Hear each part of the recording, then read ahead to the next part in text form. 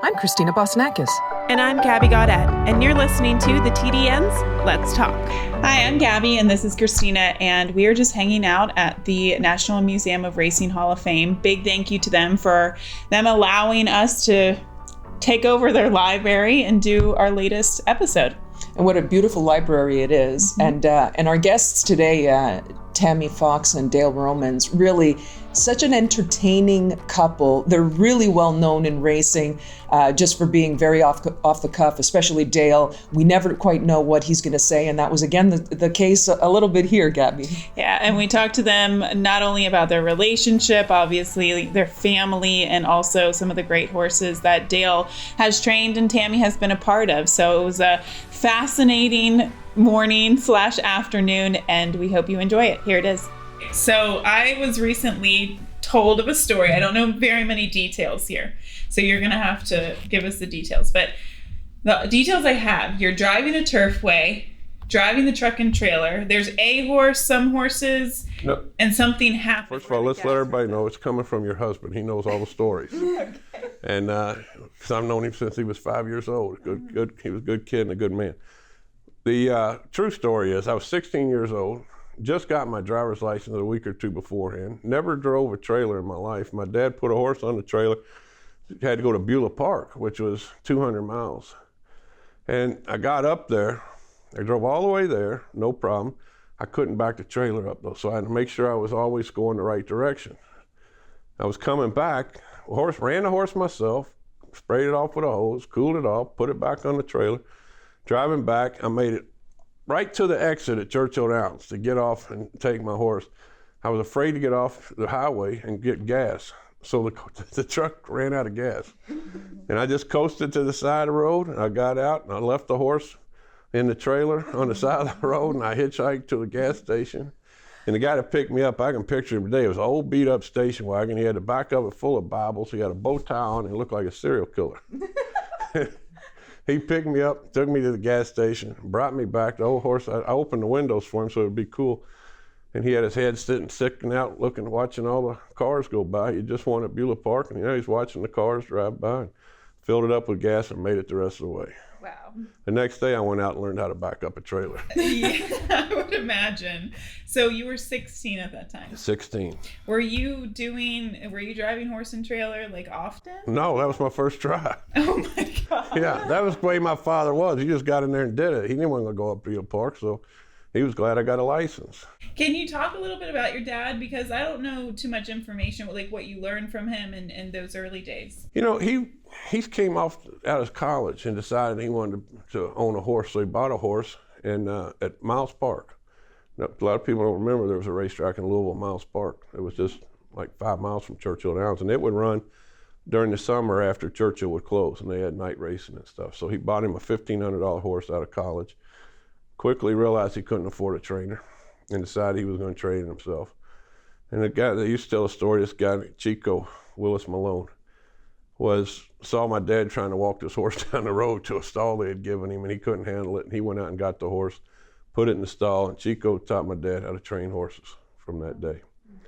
And you know, he never wanted to venture out and buy young horses or spend a whole lot of money. I think he knew his limitations. He didn't get an entry level until he was a lot older, and never had anybody really teach him other than Chico.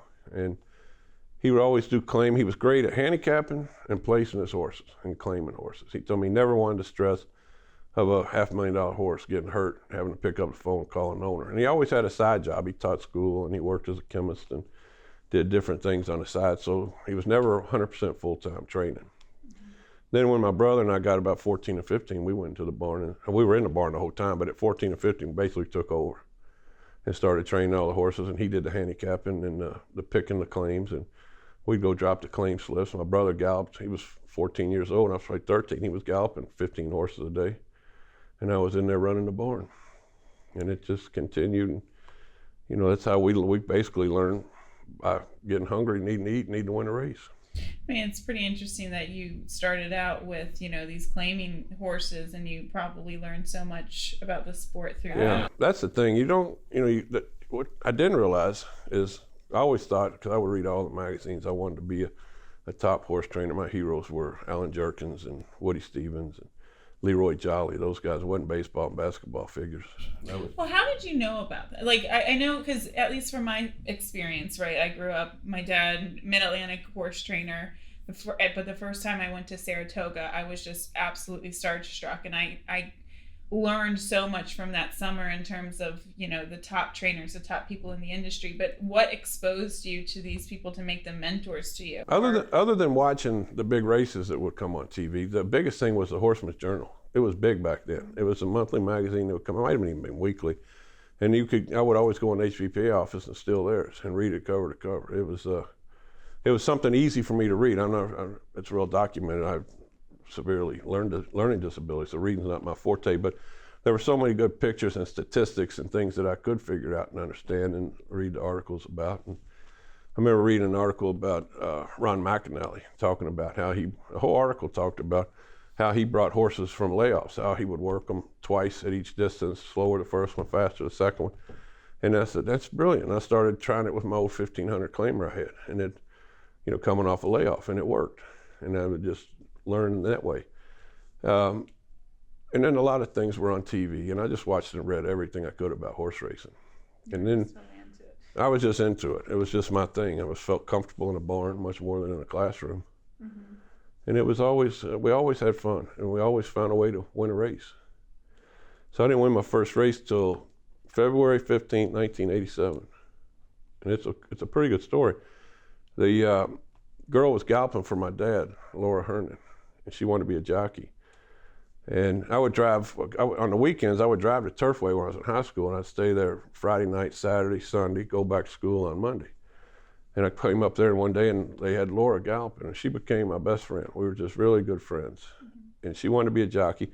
And I'd bought a horse for $1,500, and it chipped its knee first work. So I took it, the guy told me, he said, take it up to Ohio State, and there's a vet up there that is just getting done with his schooling, and he'll take it out for $800. So I took him $800 cash. By then I was able to drive a truck and trailer, pulled it up there myself, gave the vet $800.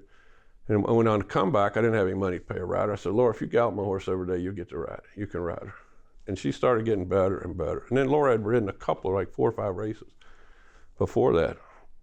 But just Philly really just started doing better and better and better and doing great. And I was trained around McAnally style. And came time to put her in, my dad and everybody said, you can't ride Laura because she was doing so good, we were going to bet her money. And they said, you can't. So the deal's a deal. Laura's riding the horse, you can bet if you want or don't bet if you want. Mm-hmm. And the filly won that day. It was Laura's first win as a jockey, my first win as a trainer. It was the first horse the vet had operated on that came back to win a race, and that vet's Larry Bramlage. Oh, wow. The world-renowned veterinarian. So Miss Mindy's maiden 3,500 had a pretty big impact. She paid $17.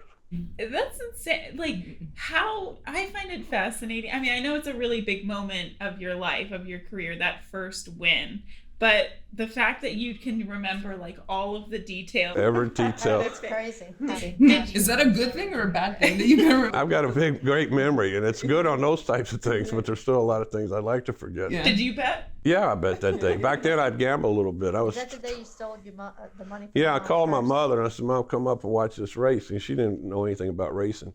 My mom and dad were divorced early, and she hated horse racing until it became good for me. And so I called her. I said, come up and watch this horse run. So she comes up, and she took out her purse and her little wallet, and she had just cashed her paycheck from the phone company. I grabbed everything out of there. She was going to give me $2. And I ran to the window. I bet her whole paycheck. Did you give her some of the money back? Yeah, she got all of it back, but $17 it paid. I said, we're not betting $2. But the best part of the story is, to this day, Laura didn't have a long riding career, and she had a baby. Went back to school and got a degree in accounting, because she said, I'm not going to ask my child to go to college if I didn't, and she still runs my world today. She handles all the finances, all the books, and all the legal stuff to this day. So I always say, if I had listened to them and taken her off and didn't stick to my word, how different things might have been. Yeah. And she's still a part of the family. She's still one of our best friends and handles all the business side. So I guess, Tammy, so we're talking like, what is that, late 80s? We're talking 1987. So you were riding at that time? I was in Louisiana at the time. Okay, you were in Louisiana. And then you came, when did you meet Dale? 89. 88 or 89. I started at Churchill when I was 16. Actually, my brother, I didn't know it till later, was ponying horse at the time and took her to the post on her first my first mount. Yeah, my first mount. Yeah. I rode in cowboy boots. I didn't know My her. I first didn't know her win at all. was in cowboy boots because my regular boots, they weren't ready. They weren't made yet. That sounds uncomfortable. Her father was so nervous. It's a good story. Her father was so nervous in the paddock, he threw her up all the way over the horse. She fell on the other. She went on the other side, and there were so many people out there to watch Tammy ride her first race. All the news stations were there watching. So he was nervous. I was nervous. Completely threw me over the horse. So when I went back to the horse, I went underneath it. I didn't have to duck. Just went right underneath the neck. I gave him a kind of a dirty, mean look, like what the hell's going on here? We're both embarrassed, but after that, it worked out well. But we didn't meet for a couple of years later. 88, I think. 89, 88, 89. It was in Minnesota. 88. It was 88. I was in Minnesota. I was leaving Minnesota. I called my brother because Billy rode for him at the time. Her brother was a top rider, and they rode 49er. And that was some the good time horses. that New York had the strike going on with the riders. So Billy was leaving Kentucky to go to New York. He wasn't a guild member, and he was having a beef with the rest of they weren't supporting him, so he said, hell with it, I'm going to go ride in New York. And he picked up the mount on 49er and won the Naira Mile. That's how I know it was 88, because that's the year he ran the Breeders' Cup Churchill in 88. And they took Billy off and put Julie Crone back on. But so he sends Tammy down to try to pick up some of his spots in Kentucky. And she walked in, stuck her little hand out. Hi, I'm Tammy Fox, Billy's sister. So nice to meet you. Won't be long, you'll be mine. Sit on that couch a minute. And that's the cutest thing I ever saw. And then she told me no about it for about 6 months, but I was persistent. Okay, so we got to get into this then. What were those early days like when you first met Dale, and then when you first? And what was your first impression? Do you remember? Of Dale? Big. Well, no, you weren't big. No, he was nice. He was. I was thin nice. back then. You were thin. I was nice. But you were nice. But this is what got me when we started just kind of hanging out a lot. We would be walking down the road or something, okay? And I'm friendly. I'm very outgoing. People would tell him hello and stuff, and he wouldn't say anything. I didn't like to talk a lot back then. I know people find it hard to believe. I would have to say hi for him. I was a little introverted early in life. Why aren't you saying hello to these people? So I don't know. I don't like them. I like everybody. I don't know them. I don't know them. I don't need to talk to them. Mm-hmm. I mean, this went on for a long time. But she didn't realize that was part of my learning disabilities too. I was a little introverted at the time. Never poked. But she was famous at back then, and I was a nobody. And we go to New Orleans the first year we're together, and well, first of all, it started. I kept saying, "You go out with me, I'll ride you on a horse." She said, "No, you got to ride me on a horse." I was putting a little maybe Me Too move, but we were the same age, and I didn't have any money or anything. That's an offer, and I said, "Come on, let's go." Nope. But we would sit every day at Ellis Park. At the trainers, we had a bench up on top of the hill by my dad's barn. I was working for him, and we'd sit up there and watch horses go every day. And she never would, never go out. But she finally did. And then we go to New Orleans the first year. Walking down, kind of jumping. I'm jumping around a little bit. But walking down Bourbon Street, everybody in the place knew her. I had never been to New Orleans in my life. Nobody knew who I was. We go through Burger King one day, and there's a kid working in the window. So you're Tammy Fox. You get this for free. Mm-hmm. That everybody down there loved racing. How did that make you feel? Oh, I got a celebrity. Yeah, I've always been a big supporter of Tammy. That's right. What was the first date? Do you remember the first date? Yeah, we went to Ditto's. Well, this was the thing. So when my family moved to Kentucky, wherever my mom and dad went, I followed. Okay. She was daddy's girl. I was daddy's girl, and I just went where they were with his horses and stuff. So my brothers and I opened up a smoothie shop. It was called, what was the name of it? I don't remember. It was a Nobody in Louisville ever heard of a smoothie. They weren't buying them. We were 10 years At ahead a of the time. time. So Dale would every day, he'd come in this old beat up station wagon, right? It was my dad's station wagon. Here he comes again, right? Here, So he'd come in the store, I'd make him a smoothie, and he'd hang out for a couple hours. We would play cards because there wasn't much. Nobody came in to buy smoothies but me. We had plenty of time. I kept the business afloat. So we played cards the whole time. And so then Finally, she went out to dinner with me. He asked me to go, he said, let's go eat. I said, all right, I'll go eat I'll Free meal. finally, come out of my shell and just go ahead and do it. And we went to Ditto's, a restaurant called On Ditto's Bardstown Road. Bardstown Road. Okay. The rest was history. And it was good that you decided there could be another date. We had fun. Well, at that time you had 3 other girls too. He had We're 3 not getting all that. He Stop had 3 that. other girlfriends at the time. Nobody on here is going to believe that, so stop it. You Hey. were stingy Yeah. back then. Right. You're nice looking. You We still are believe nice it. All right. No, everyone's, but yeah. But they were just like plan B, right? Plan B and Well, C. there was a list, but one day she came home and told me we were getting closer and closer. And she said, it's got to be one-on-one or none. So I made some phone calls. No, we had a lot of It's fun. been one-on-one. No, we've had a lot of fun. That's awesome.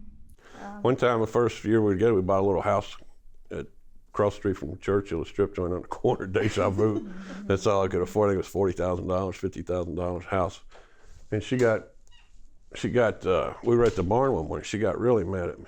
I don't know why. She said, I'm leaving. I'm getting my stuff and getting out. So she leaves the barn. That was like 10 o'clock, and I had to stay there late. It's about 12 o'clock. I show up at the house, and I'm expecting her to be gone. And I open the door.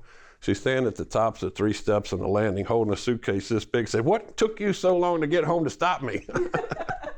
I mean, honestly, that sounds like a typical story. I think I've been guilty. Right. Yeah. A couple of times like that. Yeah. Then I had a little TV. He loves his TV. He has to watch TV no matter what, right? So we got in another fight. And We used to pretty much fight a lot. We did fight a lot because back then She had a bad I had temper. a bad temper. So did you instigate it or did he instigate it? No, She would all the No, time. you started all the time. So that time was the TV. We got in a fight. She was going and home I to owned the Mama. TV. Yeah, and it was her TV. It was a little bitty little 12-inch bitty TV. That's all we had. And this bedroom was upstairs. She's going home to Mama. Goes home, comes down with that little TV. I said, I don't care. Go on. Go home to Mama. She comes down with that little TV. I started thinking, there's no TV? Oh, baby, I'm so sorry. Don't go. You were right. I was wrong. Let me take that back up for you. How hard is it in horse racing? Like, I find in horse racing, it could be, obviously there are a lot of people, it's like the traveling circus. We talk about it with Gabby, we talked about it quite a lot.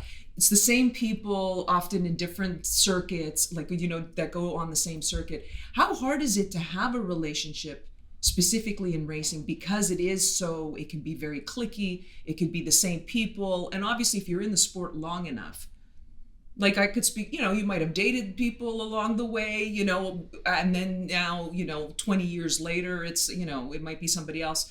How hard is it to maintain a relationship in racing?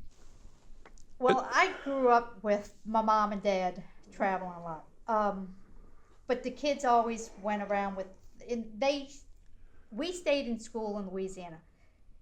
They wouldn't take us out of school until 2 weeks prior it was over. We'd get all our tests taken care of, and then my mom and dad traveled to their circuit was Fairgrounds in the winter, and then Shreveport in the summer. So they traveled together. So and then when We it grew was up in our the same time- environment, basically, traveling circuit to circuit. And it really works for us, I think, for a couple of reasons. We understand each other's boundaries inside the barn. They're my horses to train, my decisions to make. Her job is to get on the horses, work the horses, and give me good feedback. And I don't question what she says on the feedback. She doesn't question what I do in the barn. That, to me, would be where the hardest conflict would be. But the other part was bad. We made a decision early when we had our kids. not to take the kids out of school, that they would go to school in one place. So I would be in Florida in the winter, and she would be in Kentucky. So back to the story about how if it was difficult, yes, it was in the beginning. And that's why I was getting back to, talking about my parents first. Because we always went with them. But they never took us out of school. Okay, we pretty much. But they would change school. You would change schools. No, we never did. No? Okay. Never did. So when I had our kids and he was off and I stayed home, not traveling, it was difficult. It was hard. It made things. Wasn't that hard? It did to me. Wasn't that tough? You were out In Florida. doing your little thing there. Right. So, And- I mean, I'm there with the kids and. But they would come to Florida. And I would never go without calling them before school, after school, before bed. And we had, it's a lot easier than our parents' generation because they didn't have cell phones. I remember my dad going off to Rockingham Park and he'd make a collect call. We didn't have much money back then, so we couldn't talk with 30 seconds and hang up. And he'd write letters to us. So it's a lot different than it was when we had to go through it because we could be on the phone all the time. We always travel with the kids. I always say, don't let a school get in the way of an education. And there was a lot of ways. I mean, we took them to Dubai with us. They'd come to Florida with us. They'd come up. Jake would always come up here and be with me. Our daughter was in very high-level competitive gymnast, so she was have to stay behind sometimes. But Jake and I would be up here probably 5 or 6 years in a row. It was just him and I, and his friend Rocco would be up here at Saratoga, and we'd have a blast together. I mean, that's kind of what Todd Pletcher touched on in his Hall of Fame induction speech, that, it does. You spend so much of your life working as a trainer, but at the same time, you can bring your kids along with you. It's one of the only things in the world you can do that.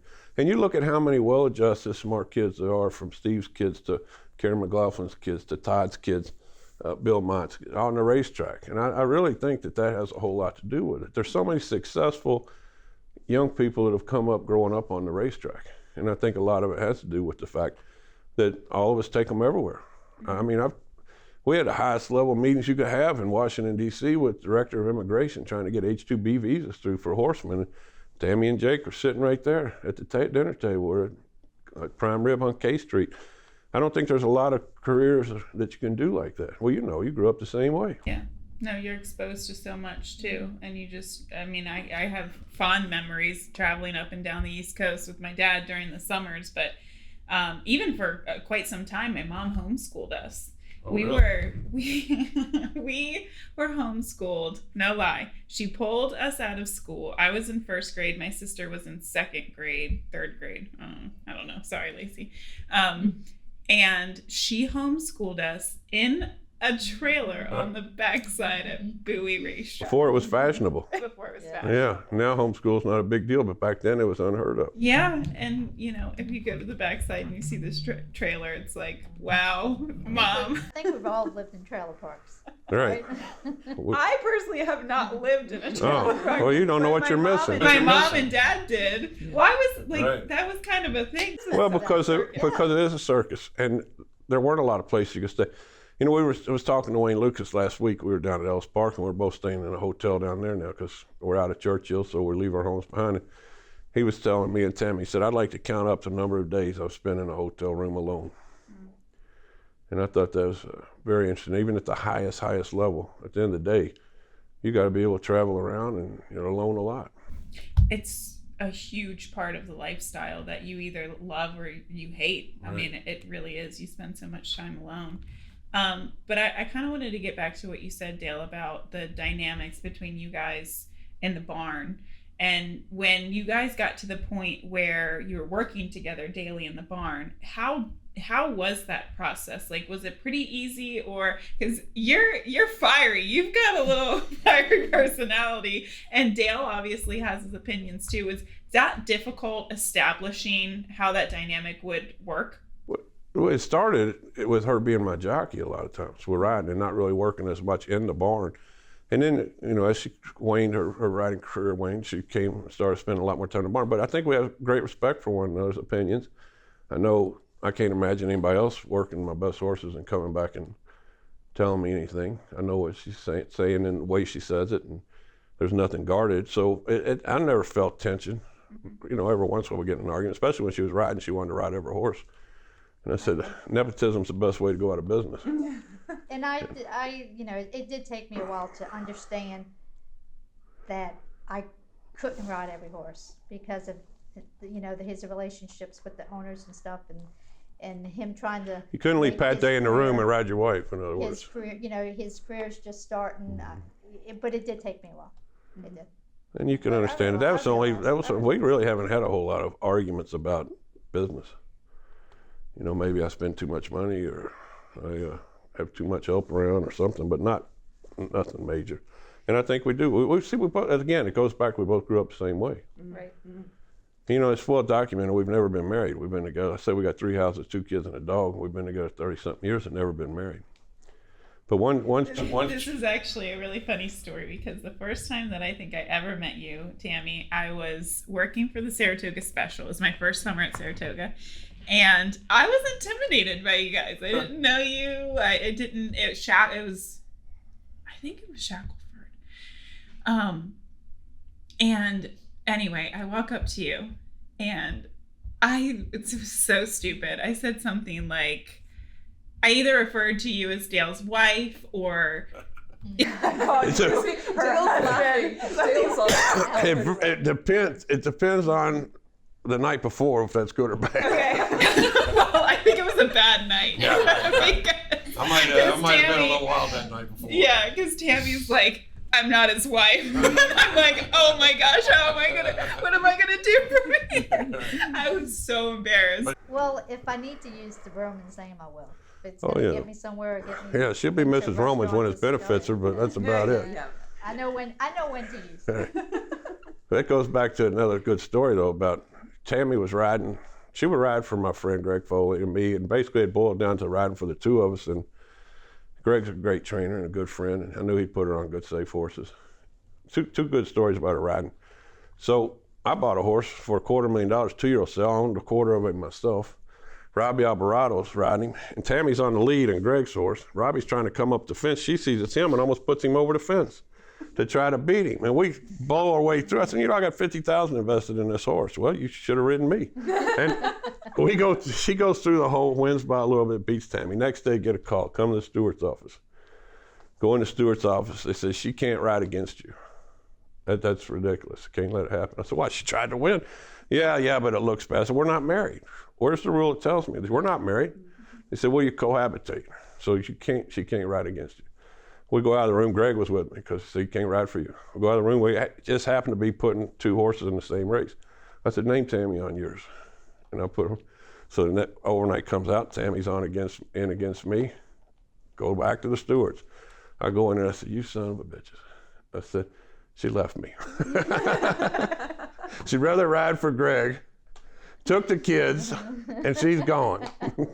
Thanks a lot. Right, thanks a lot. They threw me out of the office and never said another word about it. So, is that right? Yeah, I ended up being okay. They were fine with it. They were fine. They got a kick out of it. Yeah, well, that's actually kind of fun. That was a funny way to handle it. Yeah, it was pretty good. But Tammy, I know you. One thing my impression of you from the beginning, always as a rider, is you're a very strong rider, and maybe it's deceptive because you obviously you're smaller, you're petite, but.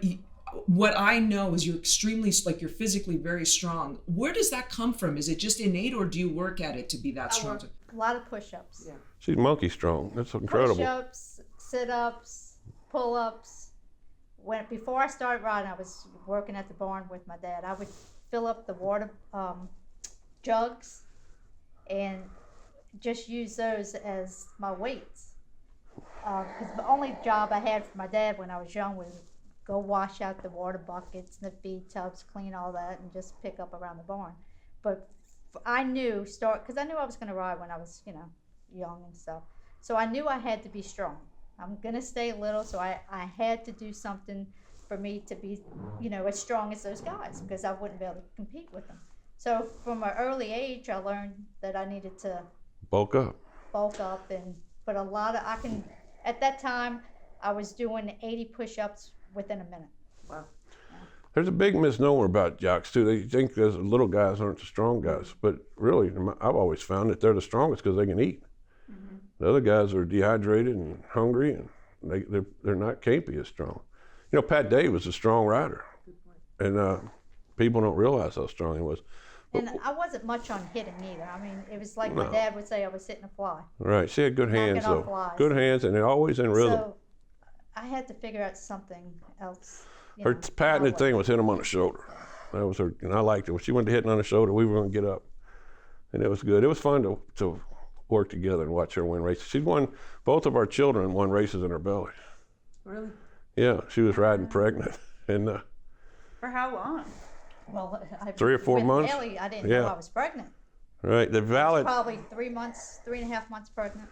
The Valet came out at Turfway one night, saddled a horse. She said, "What are you feeding her? She's been 92 pounds her whole career.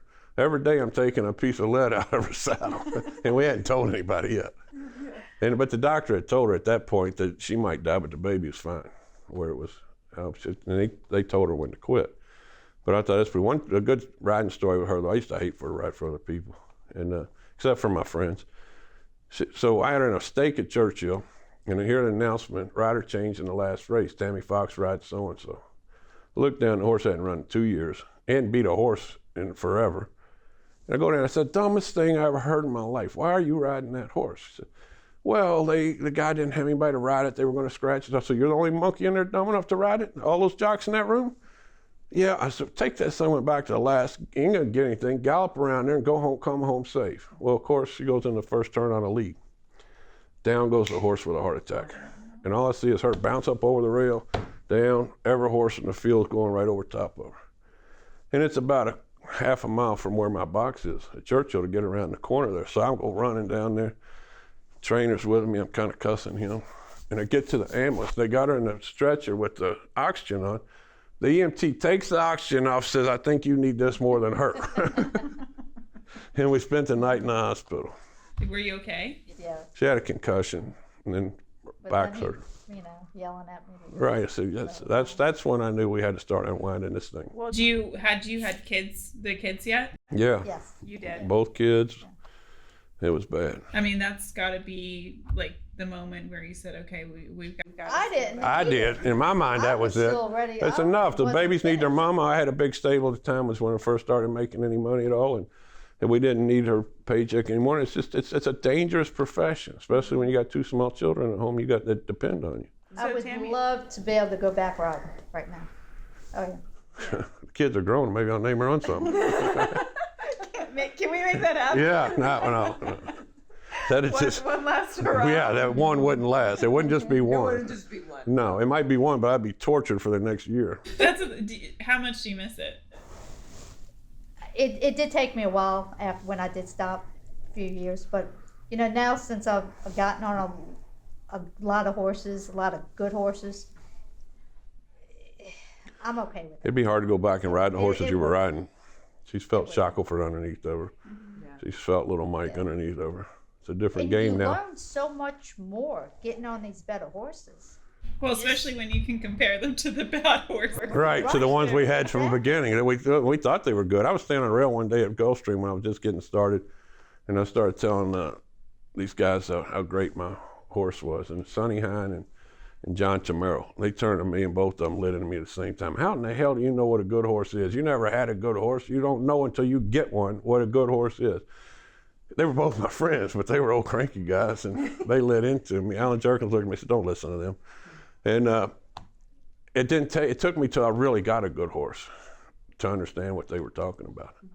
It's different. It is. It's in for me learning different. Like if a horse feels kind of sore underneath me, I can tell now just getting on so many different problems from a horse, what the problem is, where it is, just by getting on a lot of horses. Right. So you can rate them, right? Yep. Yeah.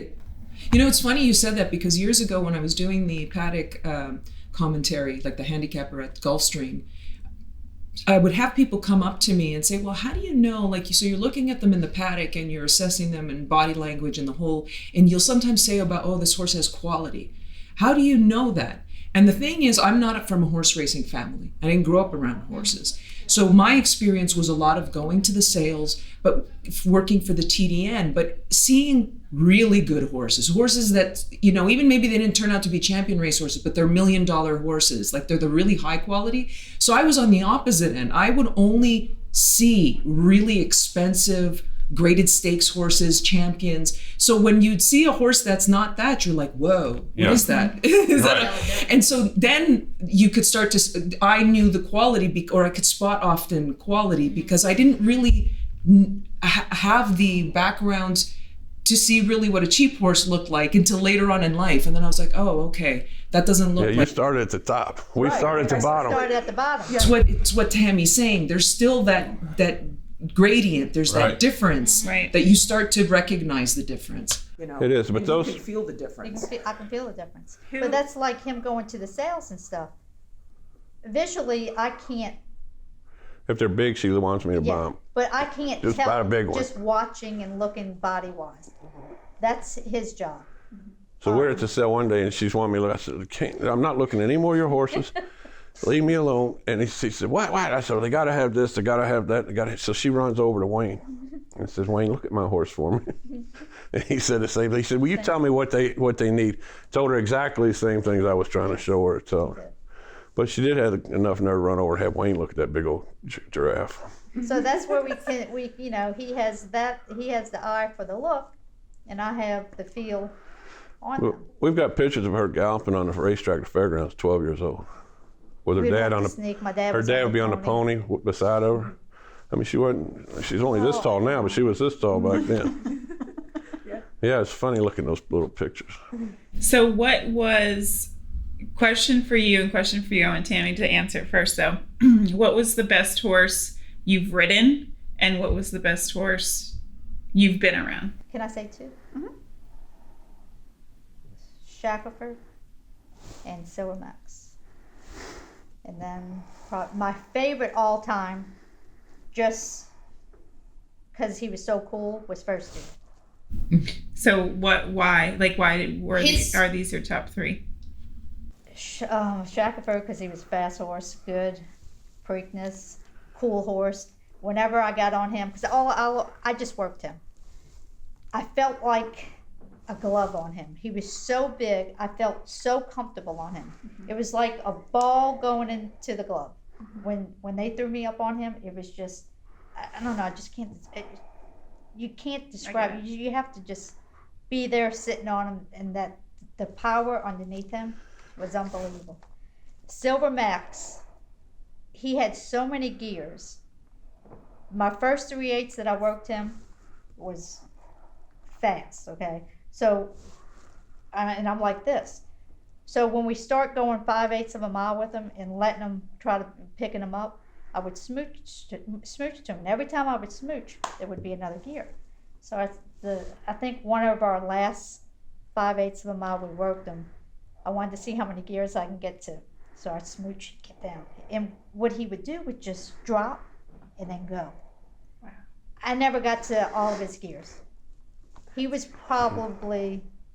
He was a $20,000 yearling. It was funny that year I bought a bunch of horses, sent him to South Carolina with Frank Smith, which is one of my closest people in the game. He's broken my horses since I've been in the business. I met him when I was 16.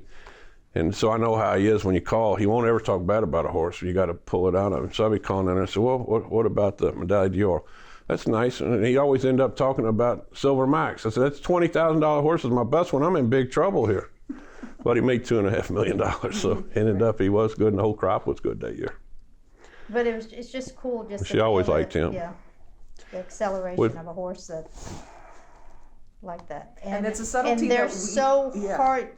They're hard to come by. Yeah. Oh, I don't think I've been on one since him that had those gears like he has. That's incredible. Beat Wise Dan, one of the few horses to do that. Yeah. What was this one story that you told me really quickly about something it had to do with like a tote board, and you like stayed the night at a racetrack somewhere. It was at Hialeah when you were Oh, sleeping. when I used to sleep on a turf course. Was it that one? Yeah. No, But well, tote board? yeah, well, out in the turf course by the tote board, because I didn't have a tack room, and I was sleeping in my car, but it was getting too funky inside with air. I didn't want to sleep, so I just got there, wanted to get a job. I wanted to work for Woody Stevens. So I just took my pillow and my blanket, and I went across the track and slept under the shrubs by the tote board and on the turf course. And I would keep waking up all night because I had dreams that horses were galloping. I couldn't get back across to go look for the job. So, but I didn't know any better. I was happy. I was 19 years old and didn't need much. Sleeping in a field. I've gotten soft in my old age. I don't think I could do that anymore. Yeah, we gotta get you out of that. Yeah, I lived in the tack room all that winter down at Hialeah, though. It was great fun. My gosh. Met some nice people. And when we go out of town, I go out of town first for a race. Mm-hmm. If I don't have the best hotel and if I don't have the nicest car, I get yelled at. And she does it on purpose just to mess with me. That's how spoiled he's gotten. One of my good friends, Marion Lewis, ran Farnsworth Farms. When I was a kid, he told me one thing. He said, you're going to be on the road your whole life. He said, always rent a nice car and always stay in a good hotel. You deserve it. Mm-hmm. And I stuck to that. And plus, I'm big. She can ride around in anything. I need a big car. So we get in one. I said, what? You got a tin can? I can't fit in the son of a gun. What are you thinking? And she said, you forgot where you came from. I remember where I came from. I said, yeah, you came from a rich daddy. You had 2 houses, 2 swimming pools, a car when you were 16-year-old, anything you ever wanted. I'd had nothing. You're right. I'm trying to forget. Right. She just gotta bring you back down. Right, but she act like she had not had a rough day in her life, and she actually tried to act like she did. The roughest time she ever had was when she moved in with me for a few years till we got going, and she was still going to Daddy and getting $200 a week. Yeah, $200 a week. She got paid $200 a week to get on a horse. She wasn't getting on any horse. She was still picking her check up. So if you want to have a nice car and a nice hotel, Get me a car and a hotel. all right. Guys, We'll end it on that. we'll end it on this. Has been great. Thank you All right. so much for